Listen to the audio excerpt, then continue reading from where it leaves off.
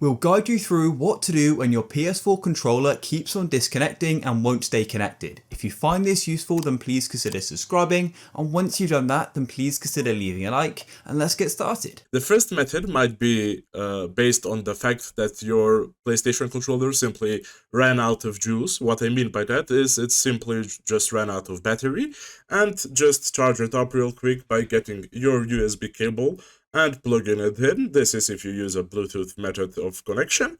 Plug it in, connect it, and as soon as you connect it, it should start working and start charging, so you can leave it for a bit to get charged.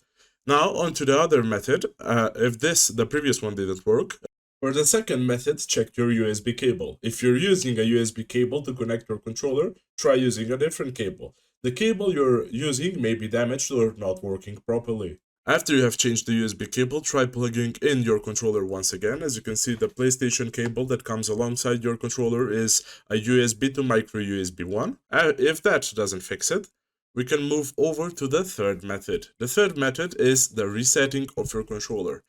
It usually helps and fixes a wide variety of issues. So, flip over your controller. Take a sharp, thin object such as a toothpick, a seam ejector tool, or for example a bobby pin. After you have flipped it over, locate this hole right here, the small one next to the bolt. Take the thin small object and shove it in and hold for about 5 to 10 seconds or until the controller starts to not show any light. And as you can see, we have successfully disconnected our controller. To plug it back inside of your console, you can just press the PlayStation button and it will automatically reconnect using a Bluetooth method, or if it doesn't work straight away with a Bluetooth method, just take your USB cable, connect the micro USB part to your controller and the other part to your console, and after you are reconnected, just unplug the cable once again.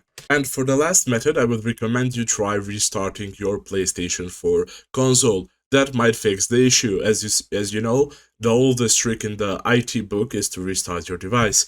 To restart your console is just press and hold the power button located on your console until a screen shows up that it says that the console is turning off. You might need to hold for about 10 seconds. And as you can see, it says preparing to turn off. And now my console has fully shut down. I just press the power button once again on the console, and as you can see, I have restarted my PlayStation 4. It's currently turning on. That is it for this video. Thank you for watching. See you in the next one.